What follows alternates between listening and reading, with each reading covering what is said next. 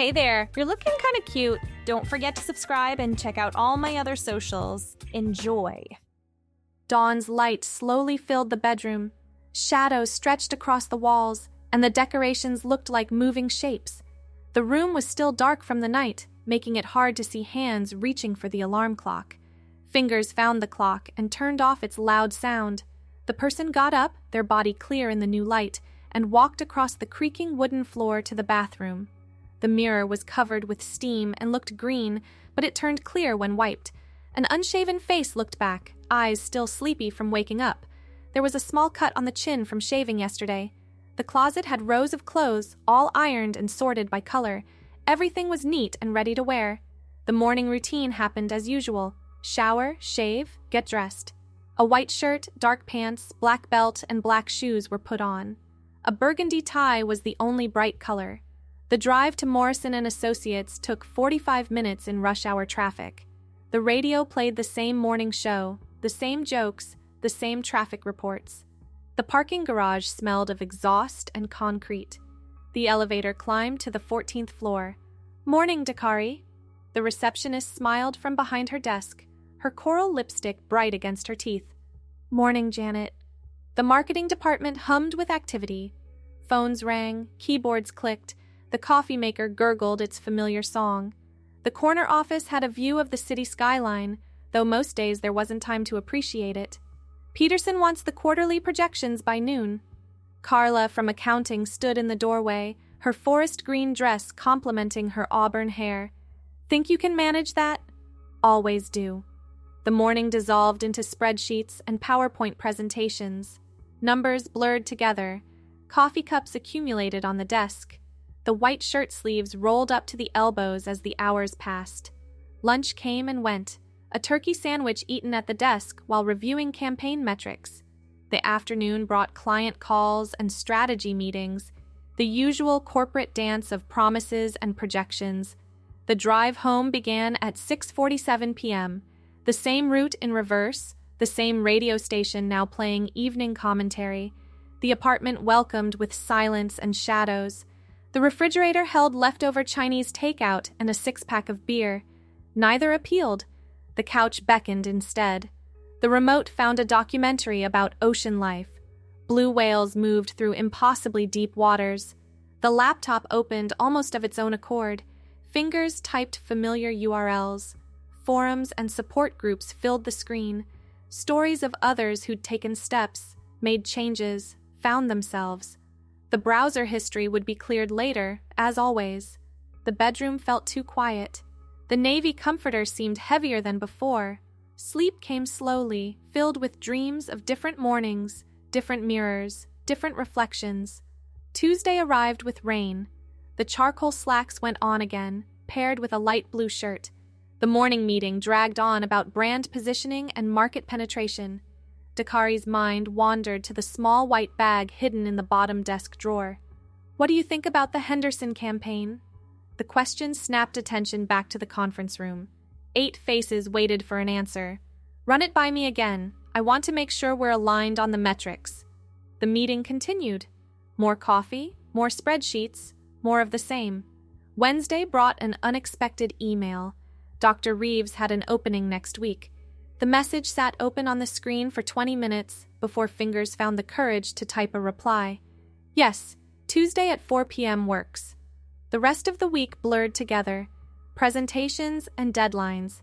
Client dinners at overpriced steakhouses. The weekend offered no relief. Work followed home in the form of reports that needed review. Tuesday arrived faster than expected.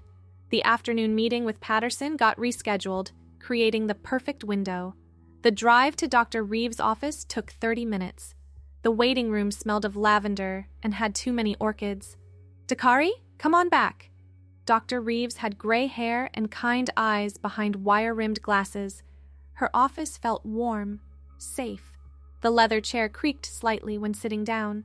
"Tell me what brings you here today." The words came slowly at first, then faster.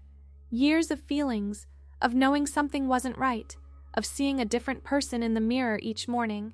Dr. Reeves listened without judgment, occasionally making notes on her yellow pad. "How long have you felt this way?" Always. As far back as I can remember. The session lasted an hour. Forms got filled out. Blood work got ordered. Another appointment got scheduled. The drive back to the office felt different, lighter somehow. The afternoon passed in a blur of emails and phone calls, but underneath ran a current of possibility. The lab results came back 2 weeks later, everything within normal ranges. Dr. Reeves explained the process, the timeline, the changes to expect. The prescription felt impossibly light in the jacket pocket. Start slow. Your body needs time to adjust. The pharmacy tech didn't blink when handing over the small white bag. Just another transaction in a day full of them. The first dose went down that evening with a glass of water and a racing heart. Days turned to weeks. The changes came gradually, skin softening, emotions shifting. The mirror started showing hints of someone new. Work continued as always, though concentration proved challenging some days. You feeling all right? Janet asked one morning. You seem different lately. Just trying some new vitamins, supposed to help with energy. The lie came easily. Too easily. After 2 months, the charcoal slacks started feeling wrong. Not the fit. They still hung properly from the waist. Something else. The cut, maybe. The way they moved. The department store opened at 10 a.m. on Saturday. The men's section held nothing of interest. Feet found their way to another area. Women's professional wear. Racks of slacks and fabrics that felt softer. Cuts that seemed right. Can I help you find something? The sales associate wore a burgundy blazer and a practiced smile. Shopping for my sister. She's about my size. Another lie. They came so easily now. The fitting room mirror reflected something new.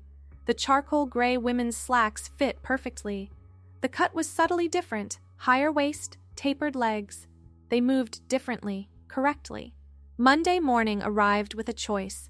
The old charcoal slacks hung in their usual spot. The new ones lay draped over the chair. The decision took 10 minutes. The women's slacks won. Nobody noticed. Or if they did, they said nothing. The day proceeded normally. Meetings, calls, reports. Only the fabric against skin served as a reminder of the small rebellion. The following week brought another shopping trip. Silk scarves this time, emerald green, sapphire blue, deep purple, small splashes of color that could transform an outfit. That's a beautiful scarf, Carla commented on Wednesday. The sapphire silk complemented the white shirt perfectly. Thanks. Thought I'd try something different. The male button-downs started their slow retreat. Each laundry day, 1 or 2 migrated to the back of the closet. Their replacements arrived quietly, feminine blouses in soft pink, ivory, pearl gray. The cut was similar enough to avoid suspicion, but different enough to feel right. Peterson called a department meeting on a Thursday afternoon, quarterly reviews and new client acquisitions. Dakari sat at the conference table in ivory silk and charcoal women's slacks, taking notes on a legal pad. The transformation was happening in plain sight, yet remained invisible to those who chose not to see. Excellent work on the Morrison campaign, Peterson said after the meeting. Keep it up. The compliment felt hollow. The real work was happening elsewhere, in doctors' offices and department stores, in quiet moments of self-discovery.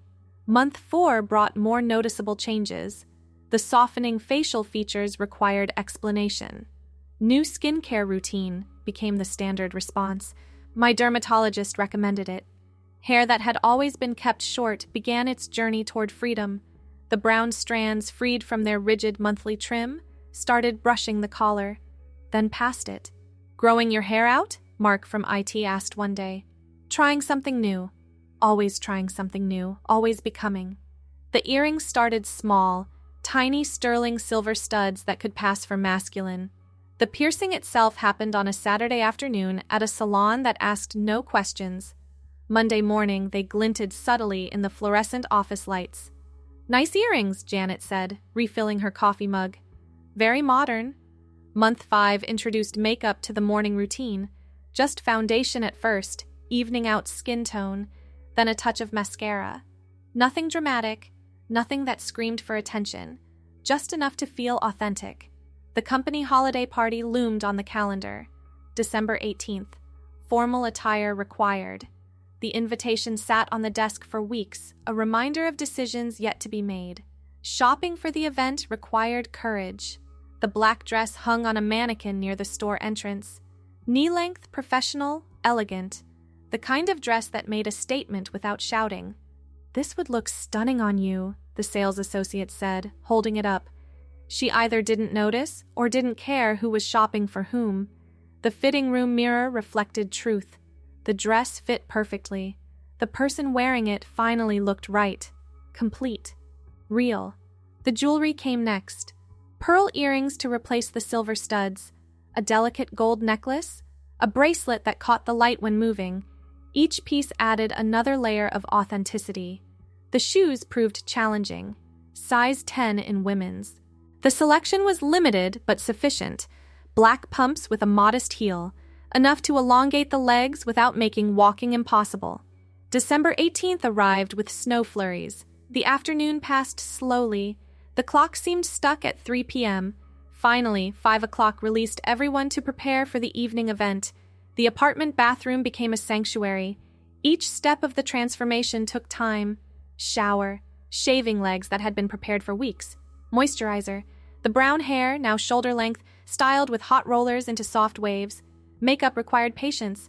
Foundation smoothed over skin made soft by months of hormones. Eyeshadow in neutral tones. Liner to enhance eyes that seemed brighter lately.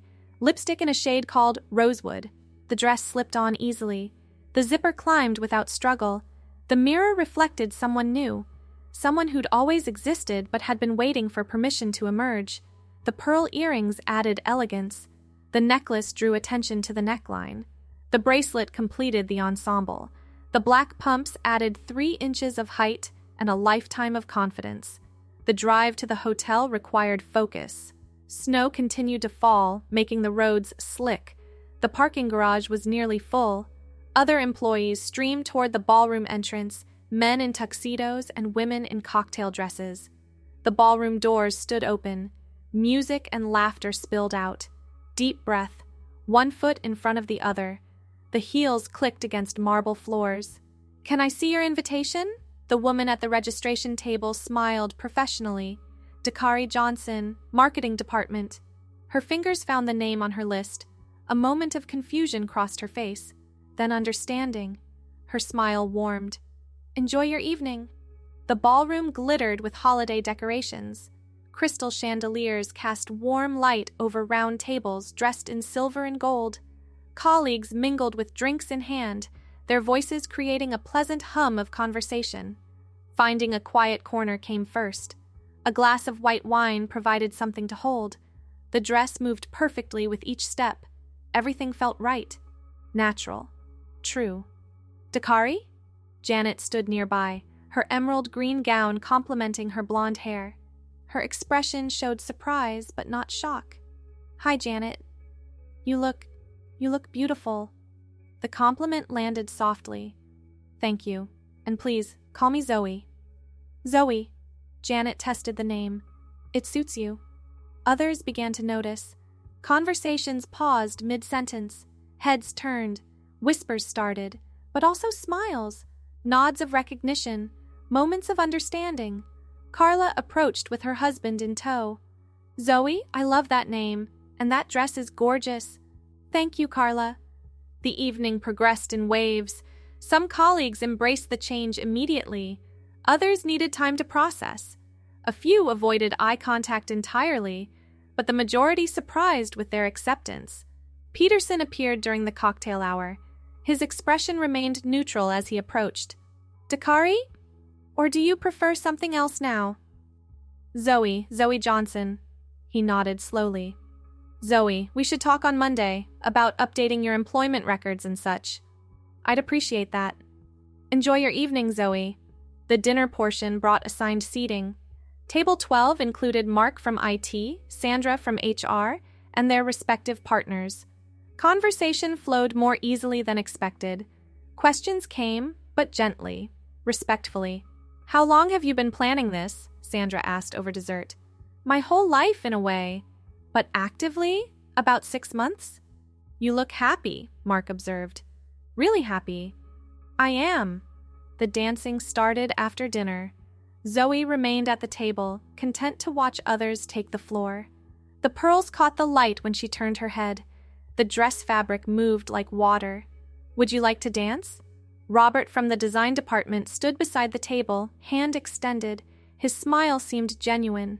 "I'm not very good in these heels yet." "Neither am I," he laughed. "We'll manage." The dance floor welcomed them. A slow song played. Robert led carefully, allowing time to find balance. The room spun gently. Other couples moved around them. Everything felt surreal but perfect. The evening wound down after midnight. Goodbyes got exchanged. Business cards tucked into purses with promises to connect after the holidays. The coat check returned a black wool coat that draped elegantly over the dress. The snow had stopped. The parking garage echoed with the sound of heels on concrete. The car started easily. The drive home passed in thoughtful silence. The apartment welcomed back its transformed occupant. The dress hung carefully in the closet next to clothes that no longer fit in multiple ways. The pearls returned to their velvet box. The makeup came off slowly, revealing a face that somehow looked more authentic than before. Monday arrived with emails. Lots of emails. Some supportive, some curious, a few problematic. HR wanted a meeting. Peterson wanted a meeting. Legal wanted documentation. The meetings went better than expected. Paperwork got filed. Name changes initiated. Email addresses updated. New ID badges ordered. The corporate machinery adapted with surprising efficiency. "We want to ensure you feel supported," Sandra said during the HR meeting. "Is there anything specific you need from us?" "Just the chance to keep doing my job well. That's never been in question." The women's restroom became the new normal. Initial awkwardness faded quickly. The soft pink blouse and charcoal women's slacks felt as natural as breathing. The pearl earrings caught the light during presentations. Weeks passed, then months. Zoe Johnson became simply another employee at Morrison & Associates, the marketing department's best performer, the one who landed the Richardson account, the one who always wore elegant scarves. The brown hair grew past the shoulders.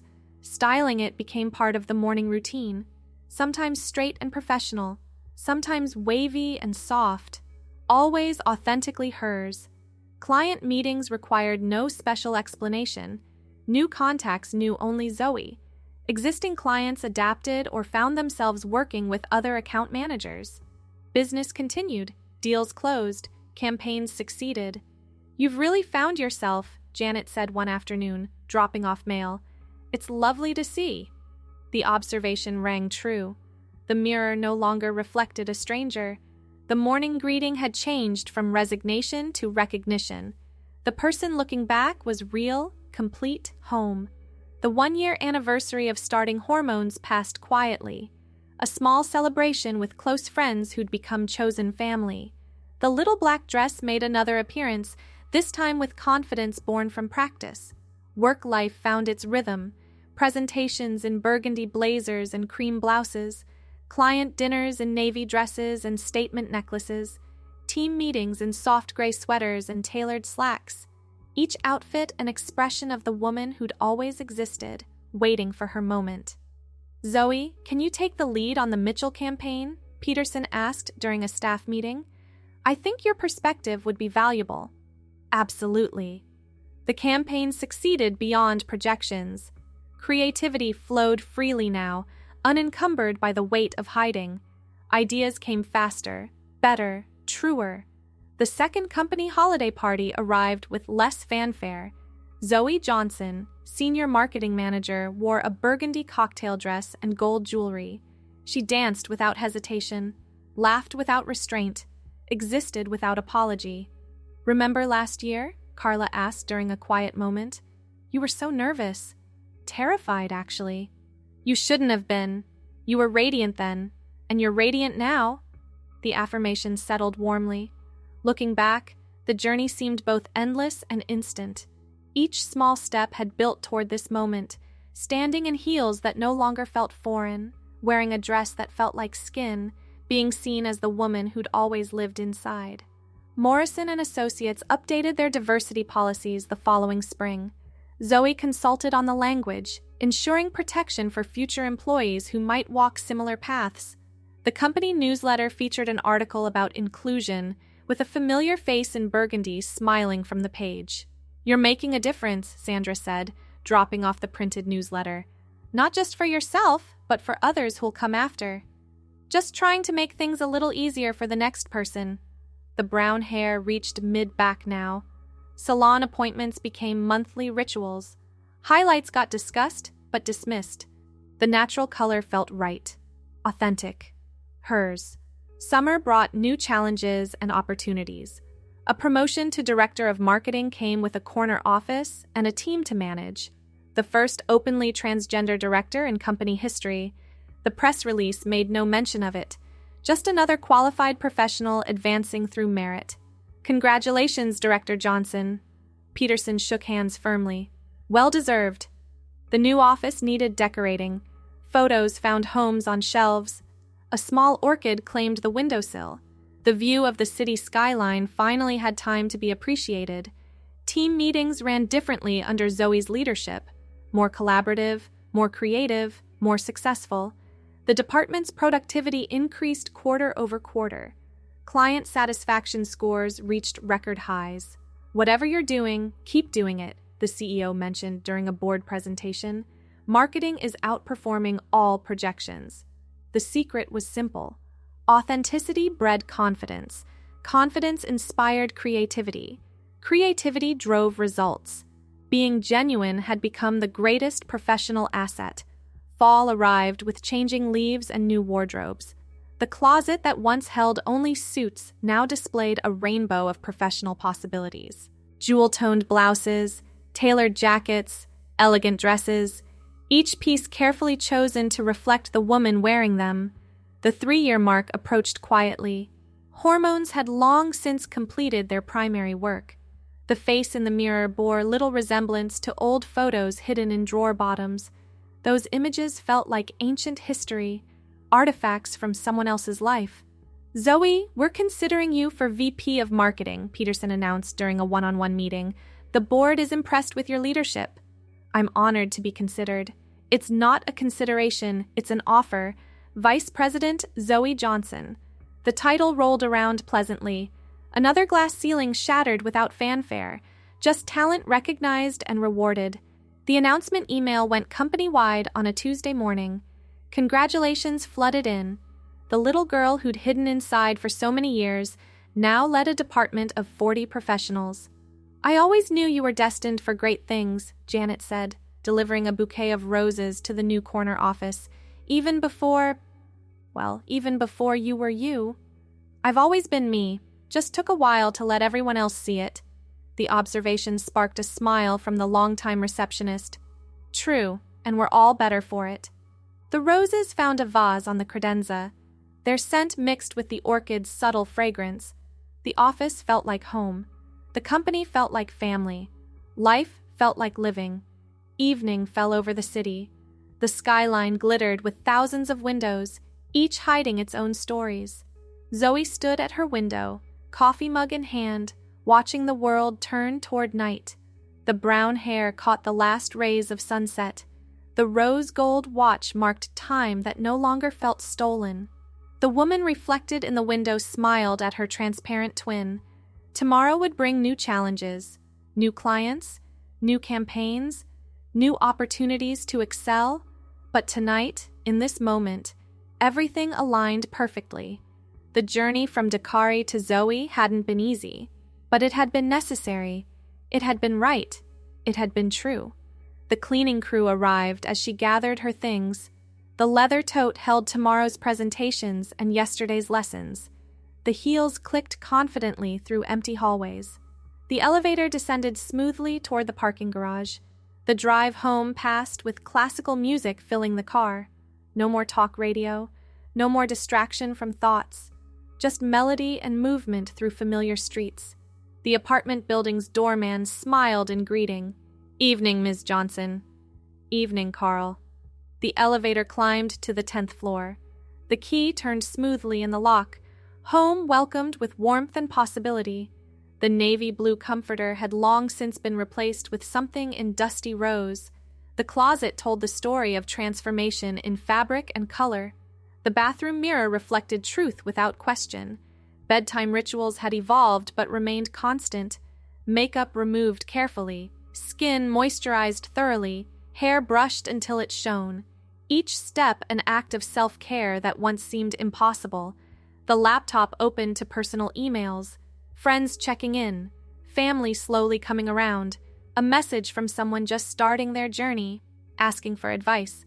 Zoe typed carefully, remembering her own fears and doubts. Be patient with yourself. Be brave when you can. Be gentle when you can't. Trust that the person inside knows the way.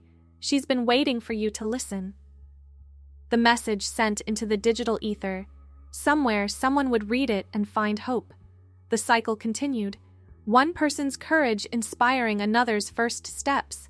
The dusty rose comforter welcomed tired limbs. Tomorrow's outfit already chosen. The pearl gray suit with the silk camisole. Important client presentation at 9. Budget meeting at 2. Team dinner at 6. Just another day in the life of Zoe Johnson. Marketing executive. Leader, mentor, woman. Complete and authentic, and finally, fully herself. Thanks for watching. Don't forget to check out my other socials if you want more content, early access, behind the scenes, and more. All links down below.